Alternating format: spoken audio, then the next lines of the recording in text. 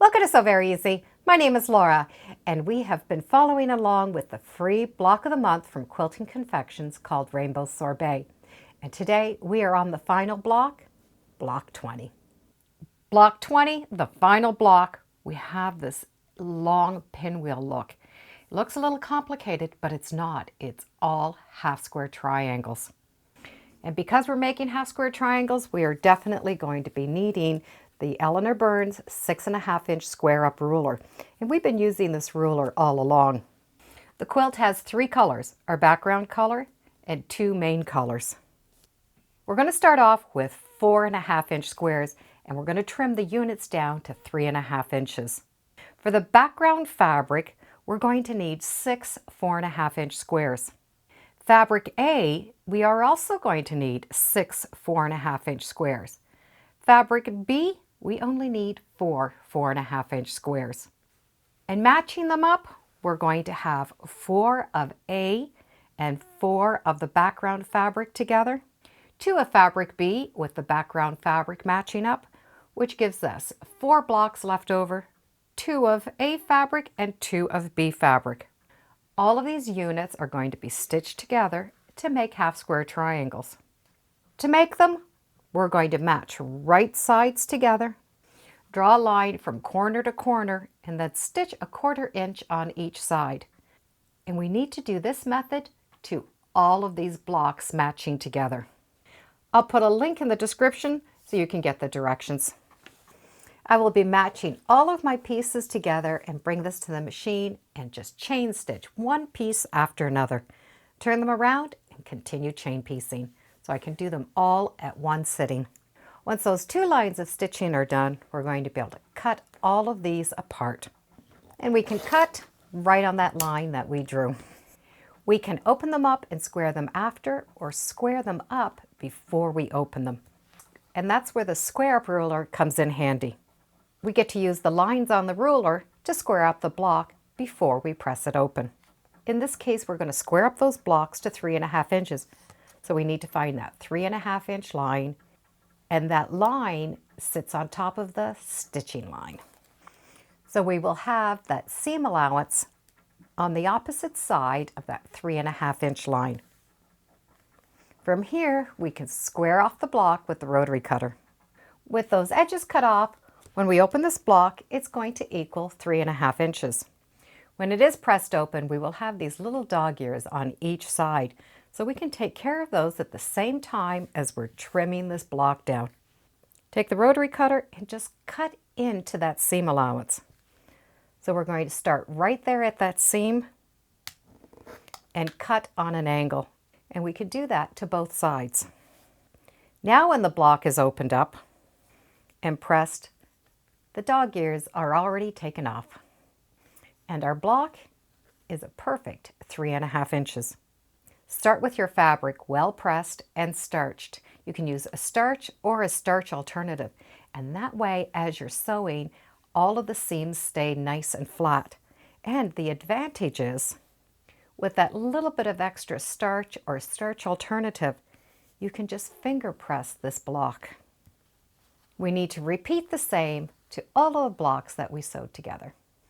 With the trimming down, we have a total of 16 units. Press the seams towards the dark side of the fabric.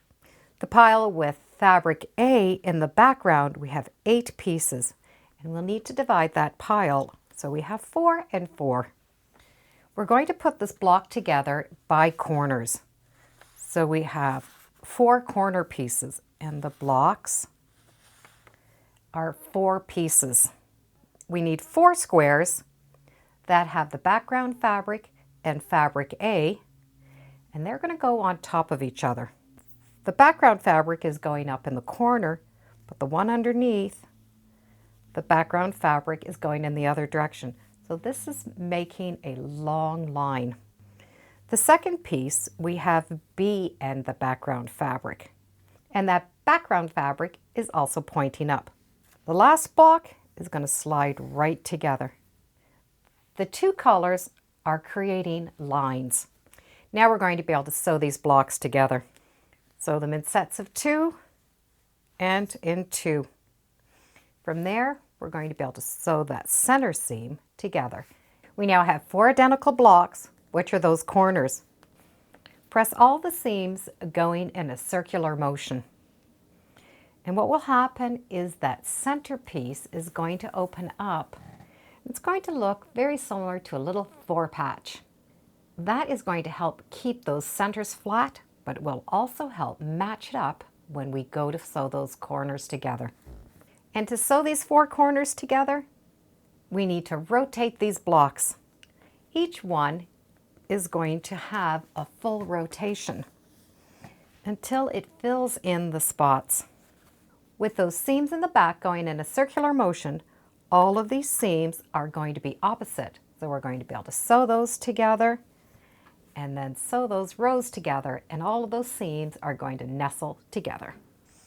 4 corners put together gives us this wonderful pinwheel. As you put the block together, press the seams so that they're always going to go in opposite directions.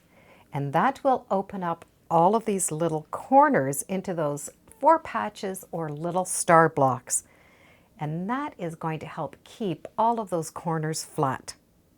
So the block will stay flat and all of those intersections nestle together better. Those following along know that I've been doing a scrappy version of the same block. Where the background fabric has been this light, I have chosen a dark. This has been an old fabric that I've had for a long time, and I do not even know the name, make, or model of it, but it was such a pretty fabric with lots of different colors, I was able to pull in some scrap fabric. So the block will look quite different with a dark background versus a light background. With all of these blocks exactly the same size, we can change them many different ways. This would be the layout for the block as the directions say. But let's change the 4 corners, just twist them so the background fabric is facing inside. Our pinwheel block now looks like a star block. By changing these 2 outside edges by 1 twist, we have a total different block. By changing the position of the centers, 1 more layout. As you can imagine, we could really do a lot of different rearranging with these blocks. I'm going to stitch these together in the same format as the first block. My very last Rainbow Sorbet block 20 is now done. We have the original and my scrappy version.